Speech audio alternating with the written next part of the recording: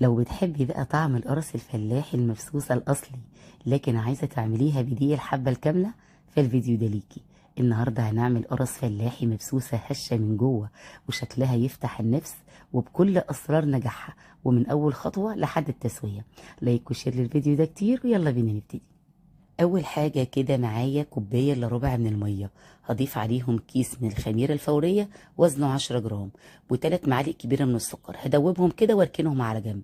وبعد كده اجيب نص كيلو من دقيق الحبه الكامله، عليهم ذره ملح ومعلقه صغيره من البيكنج باودر.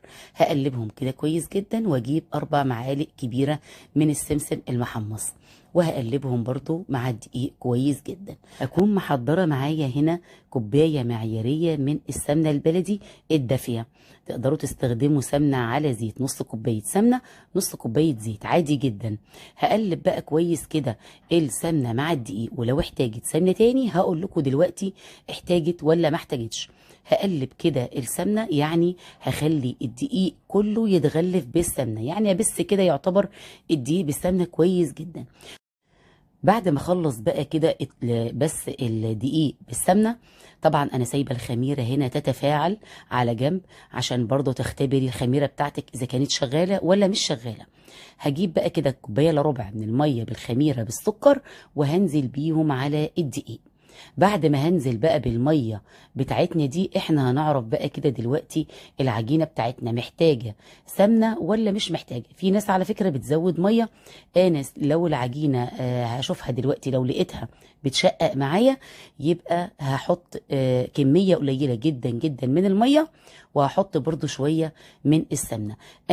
انا هنا زودت 3 معالق كبيره من الميه، وهختبر برضو العجينه. احنا بنختبرها ازاي؟ بنمسك العجينه في ايدينا، لو لقيناها بتشقق في ايدينا كده ومش بتتشكل معايا، يبقى كده محتاجه تضاف لها سمنه او ميه. انا هنا كان عندي معلقتين كبار من الزبده على السمنه، جبتهم وبرضو عجنت بيهم العجينه. وهنا كانت العجينه بقى كده خلاص. بعد ما حطيت المعلقتين السمنه دي، بصراحه كانت العجينه جميله جدا. طبعا انتوا على حسب برضو الدقيق اللي عندكم، ممكن ما تحتاجوش المعلقتين دول، والعجينه تكون في ايديكم جميله جدا. اهم حاجه تمسكي العجينه تلاقيها طريه جدا جدا، ولما تحطي صباعك كده في النص في العجينه ما تلاقيش العجينه شققت في ايدك خالص. بصوا عامله ازاي، بتبقى عامله زي الملبن، بتبقى طريه جدا. طبعا من الافضل ان انتوا تزودوا سمنه بدل ما تزودوا ميه كتيره، الافضل ان انتوا تزودوا سمنه. انا هنا هعمل القرص بالعجوه، وهعمل كميه قليله جدا جدا ساده، لان احنا هنا بيحبوا العجوه في البيت، واحنا بنحب القرص عامه بالعجوه. اللي بيحبها ساده عادي يعملها ساده، مش مشكله. انا هنا وزنت القرصه بتاعتي، وزنها كان 60 جرام، والعجوه حوالي 15 جرام. طبعا الساده ما بنحطش بقى فيها العجوه، بنمسكها بنعملها زي الكوره كده. بس لازم تمسكي العجينه وتلينيها في ايديكي كل مره ما بتعملي القرصه، بتمسكي العجينه تلينيها في ايديكي كويس جدا، وبعد كده تلميها بالشكل ده وبتلفيها كده على ايديكي، وبدون اي قطاعه، بدون اي كوبايات او اي حاجه، تضغطي عليها ضغطه بسيطه كده بايدك، وبتعمليها سمكها حوالي قد، يعني الحجم بتاعها زي يعني قد حجم الصباع كده بالظبط، نص سنتي تقريبا الارتفاع بتاعها. طبعا احنا هنا القرص ما بنسيبناهاش تختمر خالص الاول، هي بتختمر اول مره بس ساعه ما بنشكلها.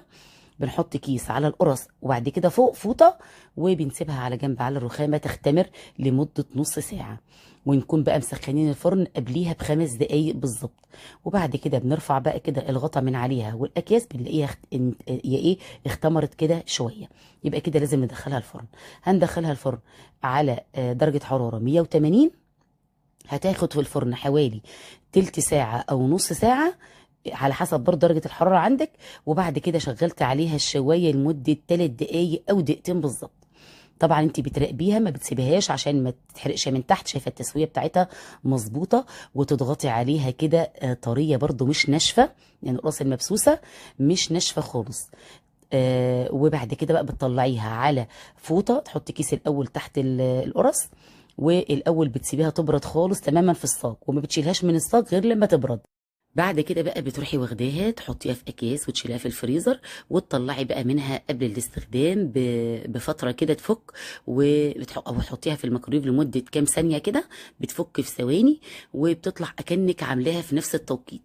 وعايزه اقول لكم بقى ان القرص اللي بدي الحبه الكامله دي اجمل قرص عملتها في حياتي بدي الحبه الكامله، وكمان ام عجوه طعمها تحفه، والساده جميله جدا جدا. جربوها على ضمانتي، ربنا يحسن ما بين ايديكم، وان شاء الله هتطلع معاكم احلى من الفيديو مليون مره.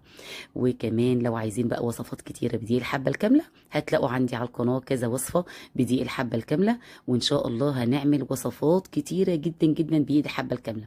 الناس اللي ماشيه على نظام الطيبات، يا رب فيديو النهارده يكون عجبكم، اشوفكم على خير قريب في فيديو